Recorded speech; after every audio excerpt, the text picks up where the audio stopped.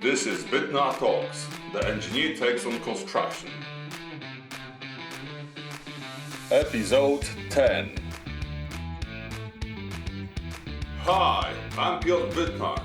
Each day I help my clients plan and design building projects through Bytnar Limited, a consulting chartered structural engineer's practice. My biggest passion and the cornerstone on which I've built my business is finding clever solutions for construction projects. I am a chartered structural engineer and a budding software developer, so you can rest assured that I will strive to talk about the best practices and the use of new technologies in the industry. And if you're embarking on a construction project or are involved in planning, designing and building the world around us, you'll find this podcast useful. This episode is about the horrors of nutrient neutrality. Hey, hi, hello everybody, how are you? I bet you've noticed a little slip on the release calendar. Sorry about that. I could have likely accustomed you by now to the issue of a new episode every Monday morning, but it is Thursday now, so what the hell, brother? You would ask. I therefore rush with an explanation. The podcast is a new endeavor of mine that I do in my spare time to inform you, dear listener, on all aspects of architecture, engineering and construction you may not be all that familiar with or would like to know more about. I was initially inclined to give it a go at the end of every week, putting some time aside on Sundays, but the preparation, recording, editing and issuing of the podcast in combination with my busy professional and private life, however, proved Sundays to be not the best of solutions for me. I've therefore spread the process across few days to make it more manageable. I will soon make a dedicated webpage for this podcast where you will be able to subscribe to stay informed when the new episodes are being released, and will also give me the confidence that if Spotify ever chooses to dislike my podcast, it will still have a platform and will remain intact. I've just delivered 9 episodes on the plan of work, telling you more or less how all steps of the project conception, definition, delivery and use are considered from a professional perspective. Now we are off to episode 10. Did I just say 10?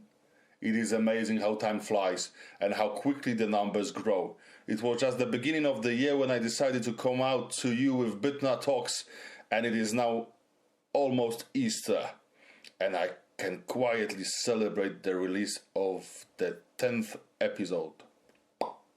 Yeah, that was a pop-in of a bottle of wine that I have later on when I finish recording this episode. Thank you all for listening. I hope you will continue to find this podcast interesting for the next 90 episodes, at least. The information you hopefully find helpful and my guidance useful. Now, it will only take 10 times more to achieve my goal. Well, the target is for at least 100 episodes, so be patient. Still plenty to go. If you have burning topics you would like to hear about, do let me know in the comments below or message me on LinkedIn. I'm also always keen to hear other voices and other perspectives. So if you are a fellow professional and would like to talk about the topic that is close to your heart, I'm here for you. I want you involved. Alright, let's get to the interesting part. So without further ado, let's dive into the horrors of nutrient neutrality.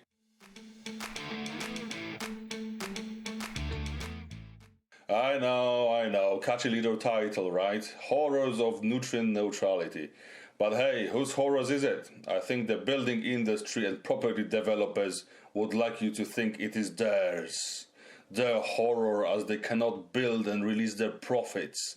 And by that, they will tell you it is your horror because you cannot buy an affordable house. If only, right? But truly, it is everyone's horror, not because it stops the creation of not sustainable developments, but because it needs to be enacted, as our environment is already in dire straits.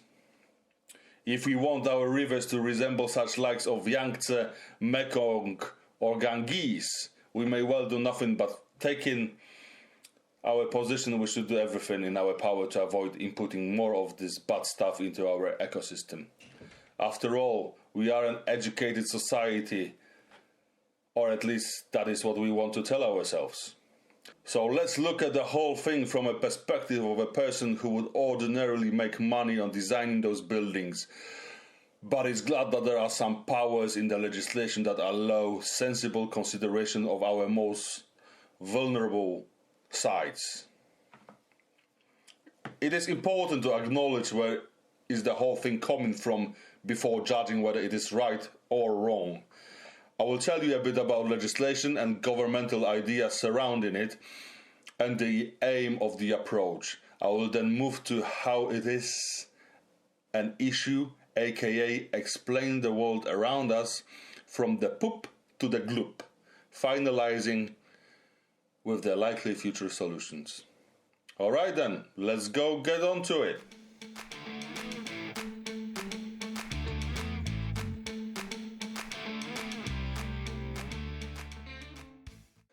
As ever, all the harm in Britain is due to the EU ambitions and their legislation. It is often an argument against the legislation that it is yet another chain we need to drop after the departure from European Union. The whole beginning of the Nutrient Neutrality nightmare comes from European Habitat and Birds Directive and is enacted within the UK law in the form of the Conservation of Habitats and Species Regulations 2017, the Habitats Regulations otherwise. It is a legislation put in place to safeguard, maybe double underscore, and exclamation mark, and now slowly and in capital letters, valuable habitats and species.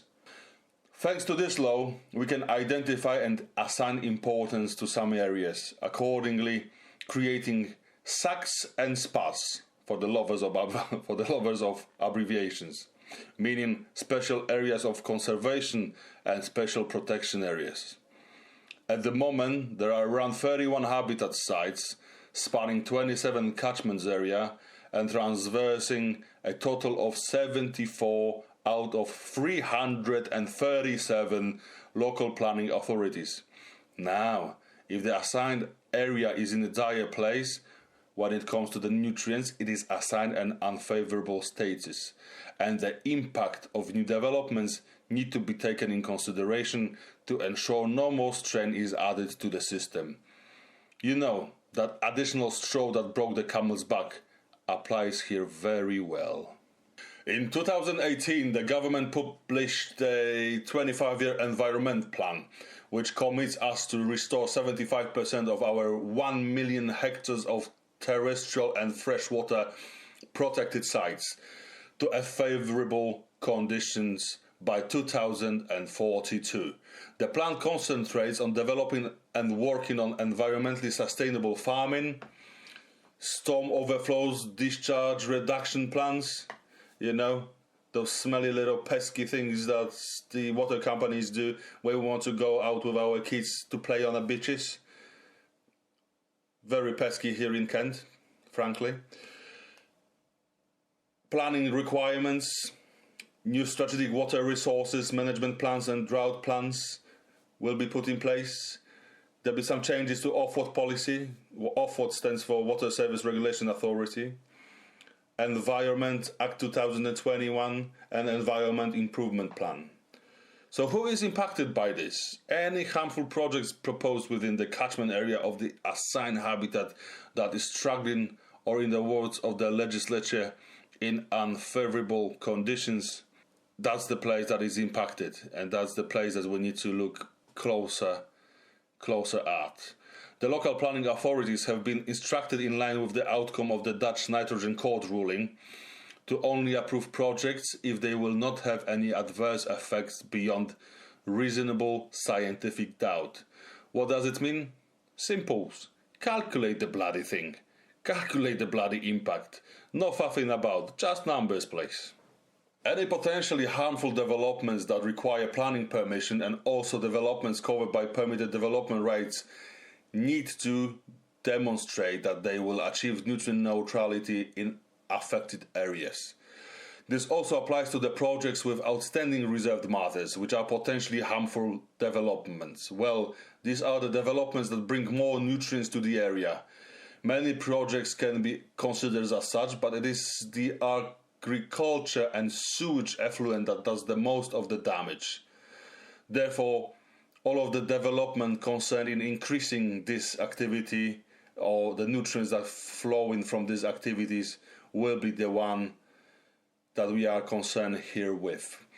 Taken, we cannot exactly say what is the amount of contribution of the above sources to the nutrient load in UK waters and to nutrient pollution. How can we judge which development is harmful or which not? To make things simpler, we concentrate on the most prevalent types of nutrients that cause harm. These are nitrates and phosphates. The Environment Agency claims that agriculture is estimated to be source of around 70% of nitrates in rivers, with sewage effluent the next most important at around 25 to 30%. It is an old data though, so think about it this way. It only says about the percentage of total impact, but what difference really does it make if there is more housing built in the catchment but less farming? The ratio will change, but the impact will remain.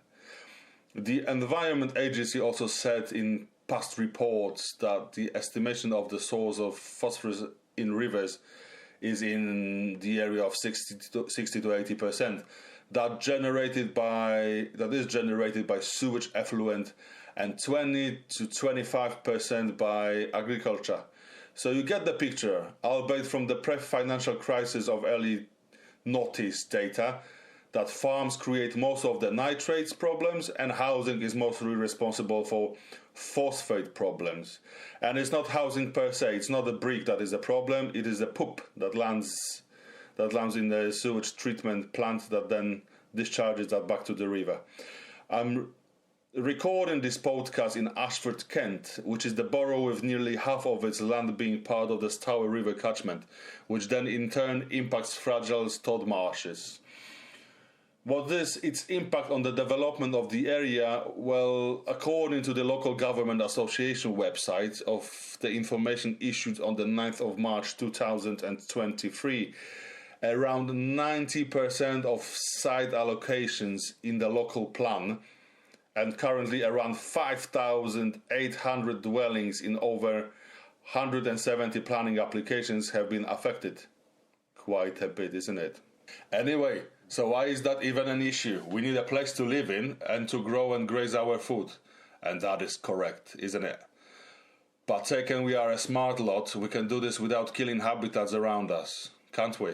Yes, the drive for money is great, especially where you can realize a lot of profit from your developments, but money is not enough to persuade any sensible human being to destroy the land and nature around them. I've mentioned the two broad things we care about here with the nitrates and phosphates. One mostly from agriculture and the other from sewage. Why is this a problem? Well, both of these are considered nutrients for growth of green stuff. When it reaches our water reservoirs, it nourishes the plants within them. Nitrogen and phosphorus leads to the things called eutrophication, which is a fancy way of basically saying doping of the system. Indeed, the water reservoir is then doped with those nutrients, allowing for an increased growth of phytoplankton, well, otherwise algae, the little green guys, and plants, which lead then to algal blooms, and algal blooms, as they spread over the surface of the water, they block the sun from reaching down below the water surface. And if it doesn't reach to the lower surface of the water, it cannot allow photosynthesis to happen. So the plants do not create oxygen. That's very, very important in the water environment. When all of that green stuff dies because it's been depleted from oxygen or just there is so much of that it eventually dies and falls down to the bed of the reservoir.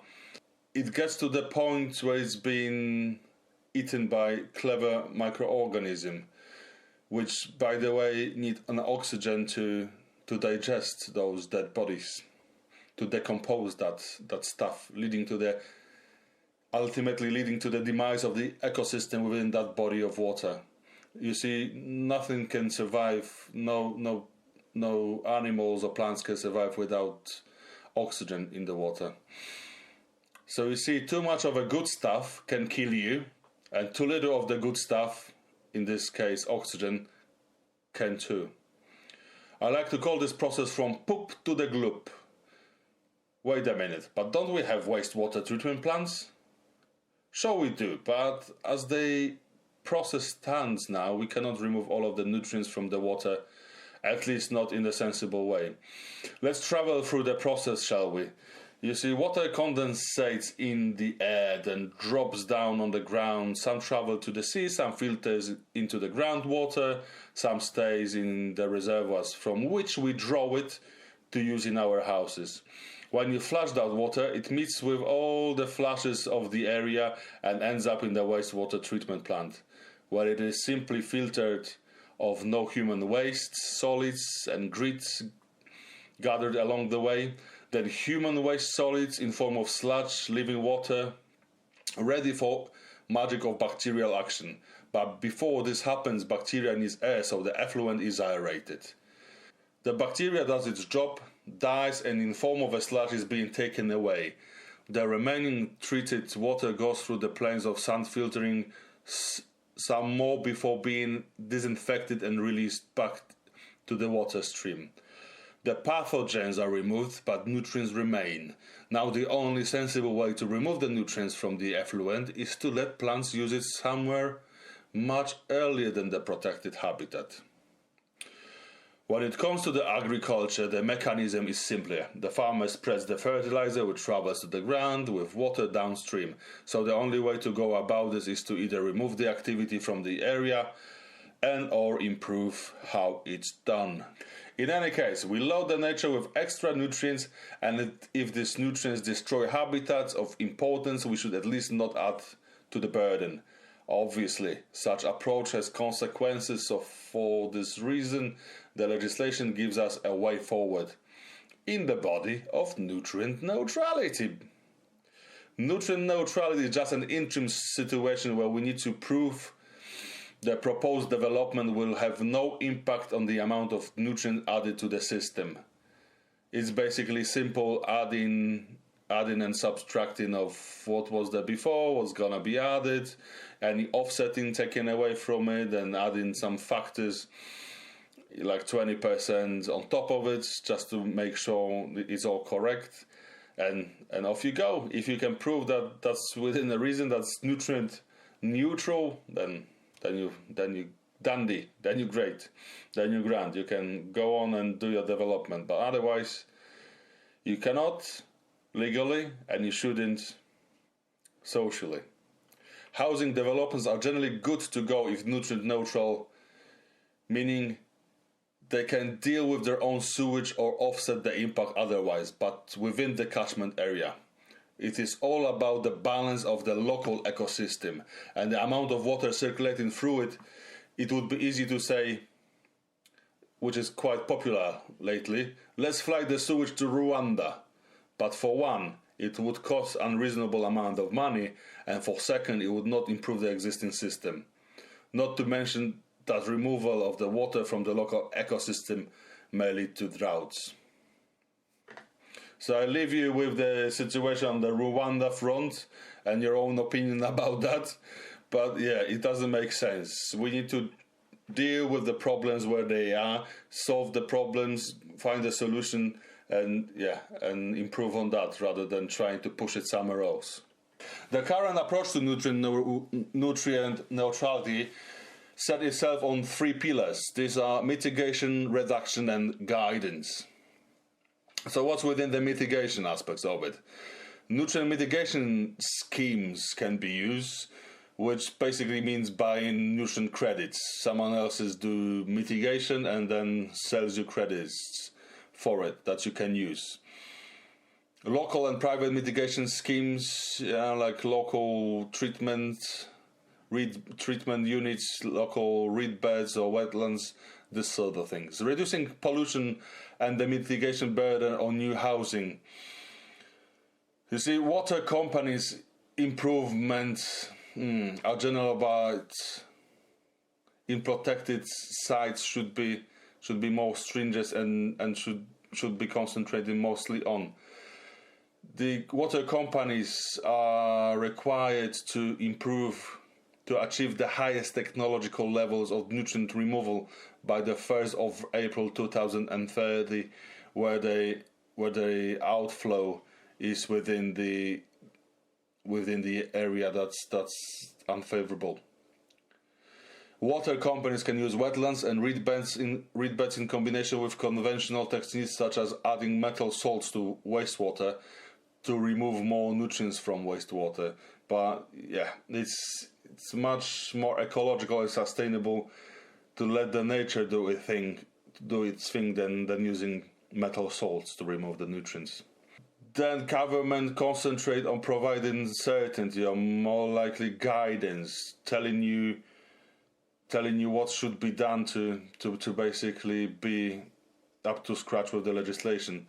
Guidance for catchment-specific nutrient calculation to assess the size of mitigation required.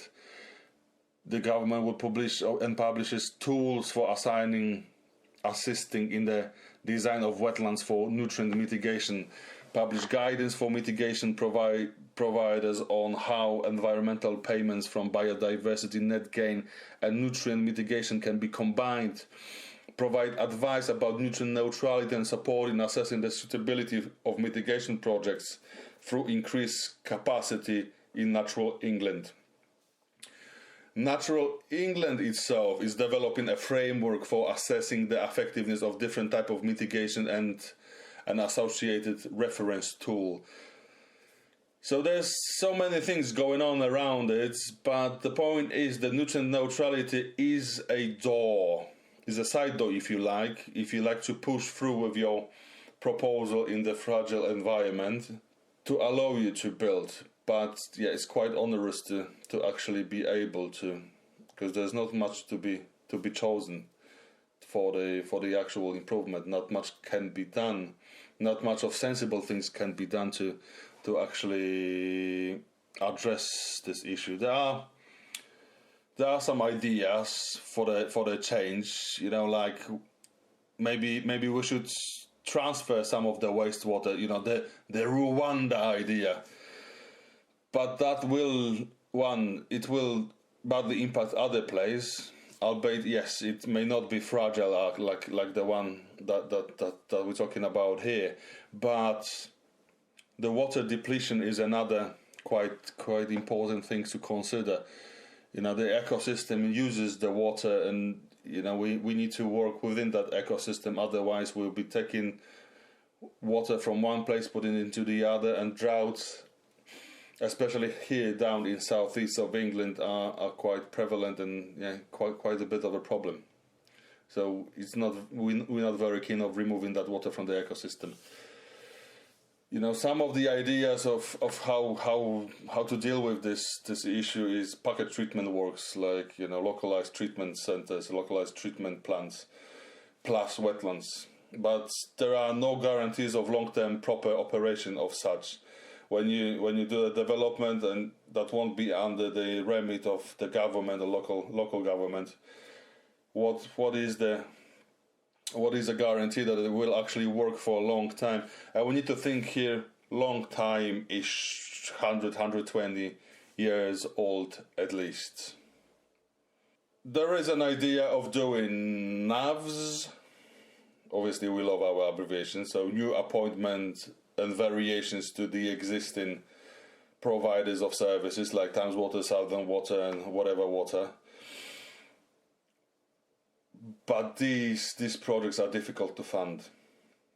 it would be great if we could have a fund that actually sees sustainable growth and operation of such places as a sustainable way of gaining money. But unfortunately, the financial market it's a game of numbers. It's not a real game. We are just stand buyers that observe what's going on with that money as it goes through in front of our eyes. So the financial market, they want to do quick returns, and having big projects running infrastructure is not the real one. And even if we have that private money invested in this sort of projects, most likely that money would be removed. The money would be jungled. The money would be exchanged between different funds, different trusts from time to time, concentrating on returns rather than on improving the actual infrastructure and that plant and the running and productivity of it. So yeah, additions to our existing water companies would be great.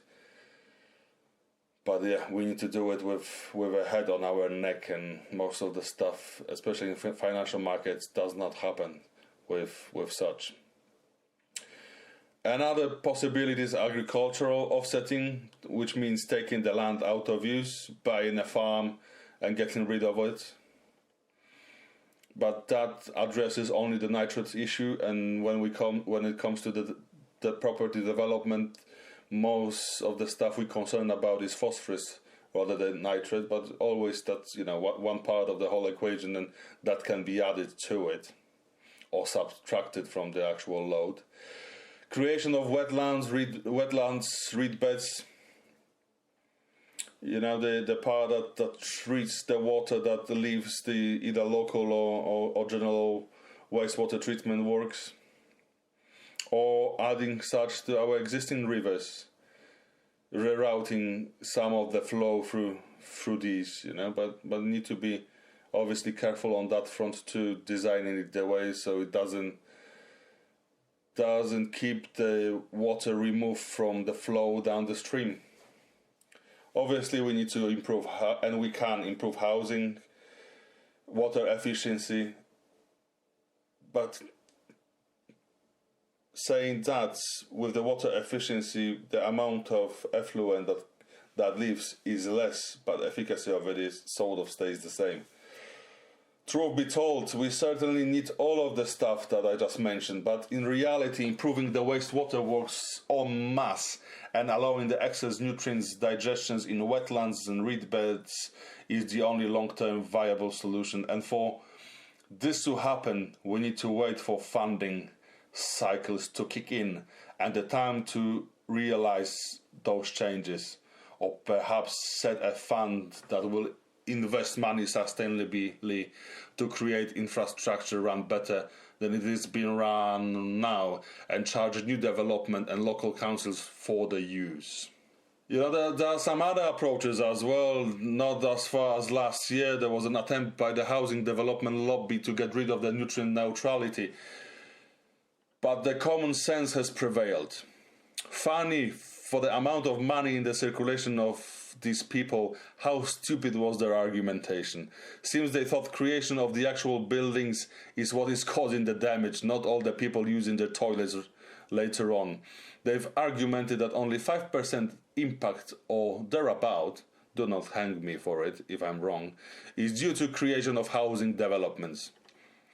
You see, without legislative action, the financial system will continue to prioritize profit over environmental and societal well-being, leading to detrimental consequences for both nature and future generations. Let's think about it for a moment. The current paradigm is the constant growth no matter what. So what goes with it? With profit maximization, the financial system, particularly in capitalist economies like ours, often operates under the principle of maximizing those profits. This drive for profit usually leads to practices that prioritize short-term gains over long-term sustainability. Well, I'm not inventing the wheel here, right, do I? But with that, there comes some costs that are external to what the money is actually doing. They call them externalities, the external costs. That pursuit for profit without regard for environment or social impacts does result in negative externalities. Here we talk about nutrient neutrality, but simply with the housing prices, it's quite the same. And it's got its name, it's called externality in economics.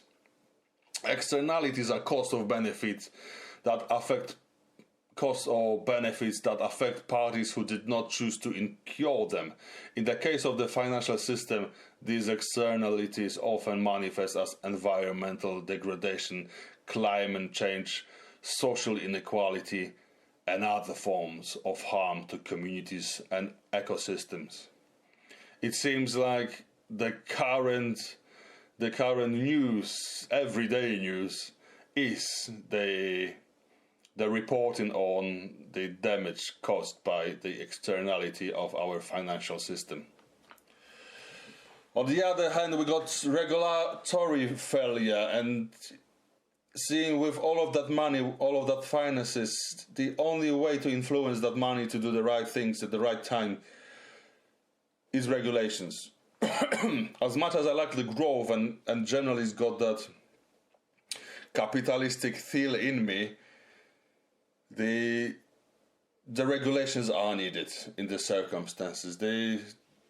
What money can do without regulations is pretty bleak. You see, without effective legislation and regulation, there are fewer constraints on the behavior of financial institutions and corporations. Why would there be any, really, right? This lack of oversight leads to unchecked exploitation of resources and communities. And here, nutrient neutrality, here the protective habitat bill is that type of control. That unchecked exploitation can go quite far. And it's purely because the financial world prioritize short-term gains over the long-term sustainability. That gets us to the systematic risk. You see, overlooking environmental and social consideration in financial decision-making can contribute to systematic risk within the economy.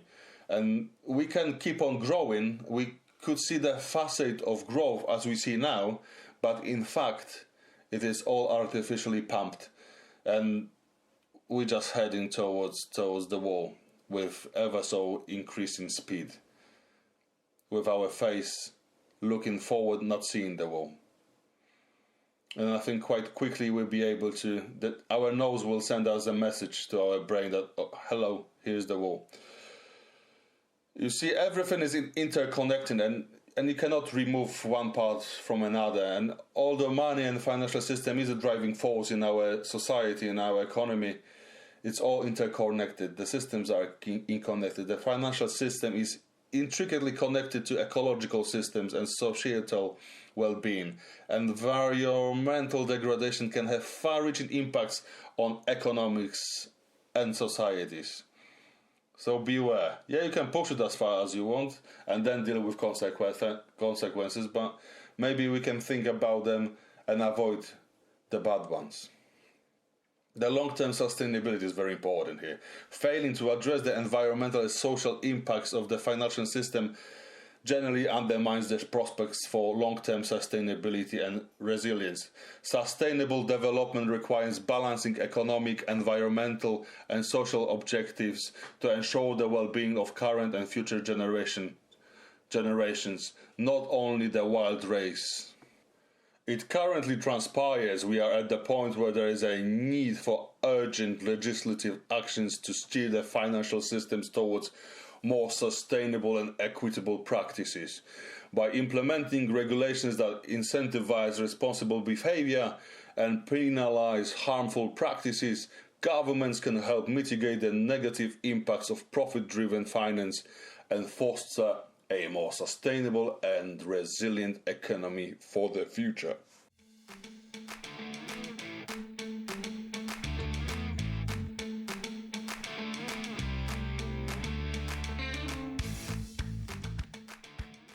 So to sum up, really, I'll be quite quick here. The sources of excess nutrients are site-specific, but mainly come from wastewater treatment works and agricultural pollution. When you develop in the catchment areas of the fragile environments, you need to think about the impact of your proposal. More people staying overnight means more sewage, means a big impact. So if your proposal is permitted development, but you increase the number of people living in the area, you will still fall under the consideration of nutrient neutrality. There are some schemes being made for helping with offsetting of some of the additional load, like the wetland mitigation framework, which is a £30 million nutrient mitigation scheme. There is the mandate for the water companies to upgrade wastewater treatment works. There are environmental improvement plans. But I think that it is the most apparent to say that if the country won't use the stick in the form of legislation, we will soon be swamped by the effluent of our financial system, which turns money for the most of the profit with no regards to nature or the future. I think it is very apparent and good to say that if the country won't use the stick in the form of legislation, we will soon be swamped by the effluent of our financial system, which turns money for the most of profit with no regards to nature and future. We will be, always seems to be, like those algae. We lack the nutrients, we have them all, we'll grow, then we die and kill the lake with us. So that would sum it up. Let's go through for a few more words from me, shall we?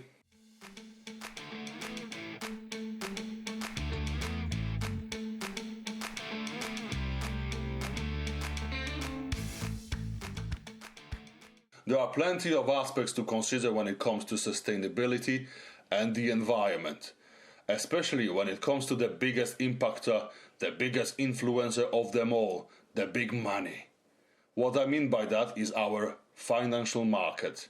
The only way to directly influence this money is by legislation, and I think it is good to put as many obstacles in the way as possible. Perhaps if the investments become difficult, they will start investing in making the world a better place for starters, finding and researching solutions for our problems rather than just using all there is for profit.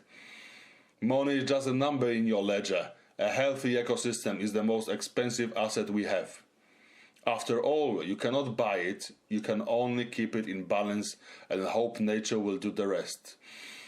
As much as I would love to be running around the side in my high-vis jacket and a hard hat, cashing in for the design and advice, I rather consult on sites that are more sustainable. In Bytnar, we think in terms of SQUEEN principles: sustainability, quality, improvement, and need. Any given project needs at least 3 of these qualities to be considered worthwhile in our office. I will leave you with that. Keep high standards and carry on making the world a better place. Thank you again for listening. Please voice up your opinions. I'm waiting for you on LinkedIn, and I want to hear from you. Toodaloo!